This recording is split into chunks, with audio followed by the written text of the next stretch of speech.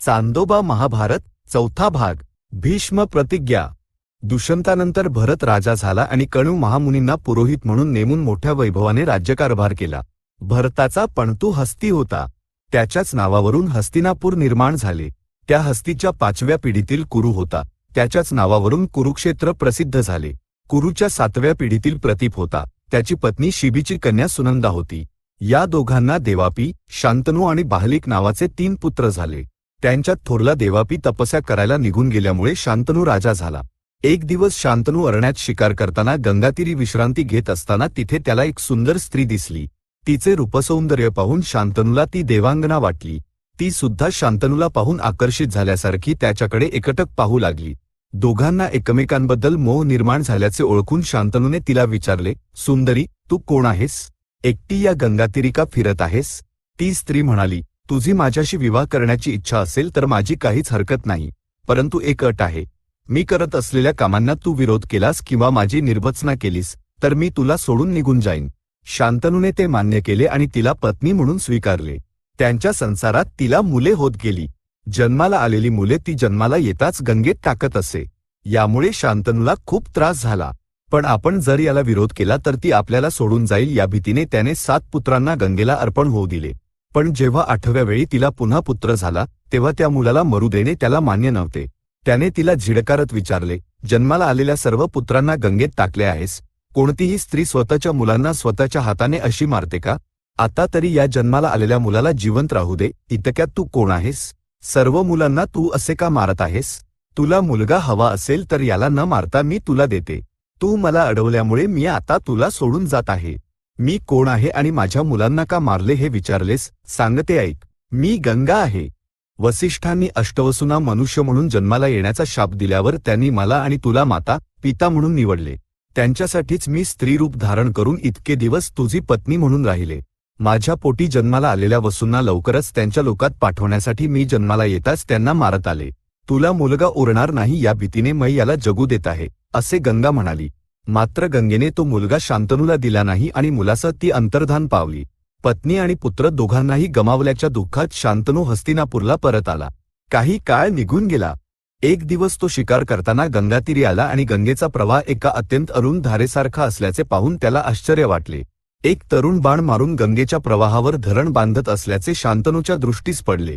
तेव्हा गंगा आपल्या पूर्वरूपात शांतनू समोर प्रकट झाली आणि त्या मुलाला दाखवून म्हणाली, हा तुझा 8वा मुलगा, मी याला वाढवून मोठे केले आहे। याने वसिष्ठांकडून वेदांगांचे शिक्षण घेतले आहे, परशुरामांकडून धनुर्विद्या शिकली आहे। याचे नाव देवव्रत आहे। आता तू याला घेऊन जा। शांतनू देवव्रताला आपल्यासोबत हस्तिनापूरला घेऊन गेला, त्याला युवराज केले आणि खूप आनंदित झाला। 4 वर्षे उलटली। एक दिवस शांतनू यमुनातीरी फिरायला गेला। तिथे त्याला एक अपूर्व सुगंध आला। तो सुगंध एका अपूर्व सुंदरीच्या शरीरातून येत असल्याचे जाणून शांतनूने तिला विचारले, तू कोण आहेस? कोणाची मुलगी आहेस? ती म्हणाली, मी दाशराजाची मुलगी आहे। माझे नाव मत्स्यगंधा आहे। मला योजनगंधा असेही म्हणतात। माझ्या वडिलांच्या आज्ञेनुसार मी इथे होडी चालवून लोकांना नदी पार करून देते। लगेच शांतनू दाशराजाकडे गेला आणि म्हणाला, तुझ्या मुलीचे माझ्याशी लग्न लावून दे। दाशराजा म्हणाला, तुझ्यासारखा जावई मिळाला तर मला आणखी काय हवे?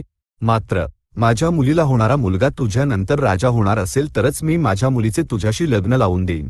देवव्रत आधीच युवराज असल्यामुळे पुढे जन्माला येणारा मुलगा स्वतःनंतर राजा होणे शक्य नव्हते। त्यामुळे शांतनू दाशराजाच्या बोलण्याला मान्य न होता घरी परत आला आणि मत्स्यगंधेशी लग्न करू न शकल्यामुळे दुःखात बुडून गेला। देवव्रताने वडिलांचे दुःख पाहून कारण विचारले। शांतनूने दाशराजाच्या मुलीबद्दल सांगितले। लगेच देवव्रत मोठा ताफा घेऊन गेला आणि विचारले, माझ्या वडिलांशी सत्यवतीचा विवाह करून द्या। त्यावर दाशराजा म्हणाला, बाळा, ही मुलगी उपरिचरोसूची कन्या आहे। ही मुलगी मला देताना त्यांनी सांगितले की हिला योग्य वराशी लग्न करून दे। सत्यवतीशी अशी देवल विवाह करेल असे म्हटल्यावरही मी मान्य केले नाही। तुझे वडील लग्न करणार असतील तर नक्कीच देईन, पण मला एक भीती आहे। तू तर महायोद्धा आहेस, वीरांमध्ये श्रेष्ठ आहेस। सत्यवतीला होणारा मुलगा तुझ्या समोर जिवंत उरणे शक्य नाही, त्याच भीतीने मी मागे सरकत आहे। तेव्हा देवव्रत दाशराजाला म्हणाला, असे असेल तर माझी प्रतिज्ञा ऐक। मला माझ्या वडिलांचे राज्य नको। सत्यवतीला होणारा मुलगा सर्वांसोबत माझाही राजा असेल। सर्वांसमोर मी ही शपथ घेत आहे।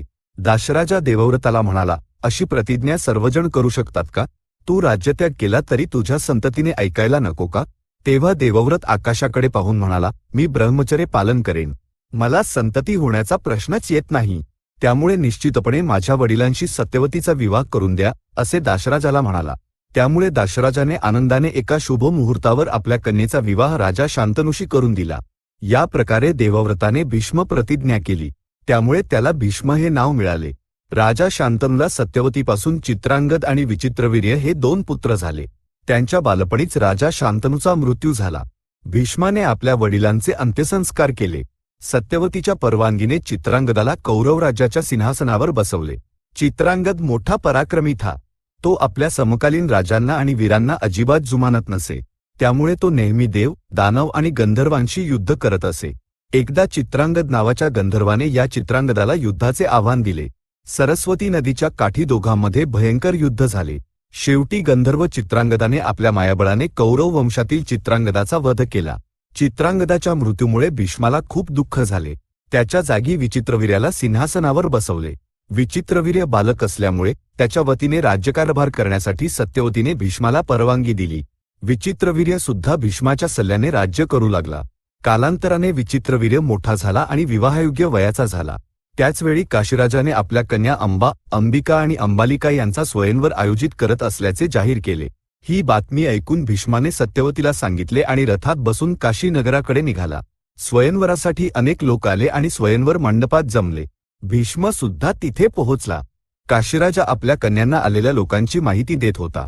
भीष्म म्हणाला, मी या कन्यांना माझ्या भावाशी विवाह करण्यासाठी घेऊन जात आहे, असे जाहीर करून अंबा, अंबिका आणि अंबालिका यांना आपल्या रथात बसवून तिथे जमलेल्या राजांना आव्हान दिले की या कन्यांना सोडवण्याची शक्ती असलेल्यांनी माझ्याशी युद्ध करून मला जिंकावे.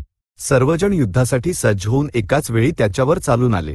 भीष्माने इतक्या लोकांपासून स्वतःचे रक्षण तर केलेच, पण काहींना मारून आणि काहींना जखमी करून हाहाकार माजवला आणि काशीराजाच्या मुलींसह हस्तिनापुराकडे निघाला. सर्वजण हरल्यानंतर साल्वाने त्याला विरोध केला आणि जीव वाचवून पळून गेला. हस्तिनापूरला पोहोचताच भीष्माने सत्यवतीशी सल्लामसलत केली आणि काशीराजाच्या 3 कन्यांना विचित्रवीर्याशी विवाह करून देण्याचे ठरवले. तेव्हा त्यांच्यातील मोठी अंबा म्हणाली, मी आधीच साल्वाला वरले आहे. तो सुद्धा माझ्यावर प्रेम करत आहे. स्वयंवर योग्य प्रकारे झाले असते तर मी त्यालाच निवडले असते. तू मला असहाय करून घेऊन आला आहेस. आता तरी माझी इच्छा पूर्ण करणे तुझे धर्म आहे, असे भीष्माला म्हणाली. भीष्माने मंत्री, पुरोहित आणि नातेवाईकांशी चर्चा केली आणि त्यांनी परवानगी दिल्यावर अंबेला साल्वाकडे पाठवून दिले आणि अंबिका व अंबालिका यांचे विचित्रवीर्याशी लग्न लावून दिले. अंबिका आणि अंबालिका यांच्याशी लग्न केल्यानंतर विचित्रवीर्य पूर्णपणे स्त्रीलोलूप झाला. राज्यकारभार सोडून देऊन आपल्या पत्नींसोबतच वेळ घालवू लागला. त्याला कालांतराने क्षयरोग झाला आणि त्यामुळेच त्याचा मृत्यू झाला. भीष्माने पुन्हा एकदा आपल्या भावाचे अंत्यविधी केले आणि पुत्रशोकाने विलाप करणाऱ्या सत्यवतीचे सांत्वन केले. काही काळानंतर सत्यवती भीष्माला म्हणाली, बाळा, तुझ्या वडिलांचा वंश टिकवण्यासाठी त्यांना पिंडदान करण्यासाठी तू एकटाच उरला आहेस. आपद्धर्म म्हणून अंबा आणि अंबालिकेच्या पोटी तू संतती प्राप्त कर. ते मान्य नसेल तर योग्य कन्येशी विवाह करून वंश टिकव. भीष्माने हे मान्य केले नाही. मी केलेली प्रतिज्ञा मोडणार नाही. इंद्रपद दिले तरी माझा निर्णय बदलणार नाही. तू जे आपद्धर्म म्हणत आहेस ते निश्चितच अधर्म आहे. आणखी एक आपद्धर्म आहे. तो तरी मोठ्यांशी, आप्तांशी आणि मंत्र्यांशी चर्चा करूनच अंमलात आणला पाहिजे.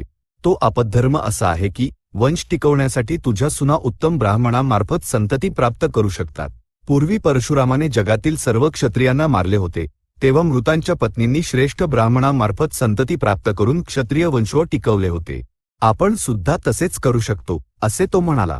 चांदोबा महाभारत 4था भाग संपन्न. सद्य स्वस्ती.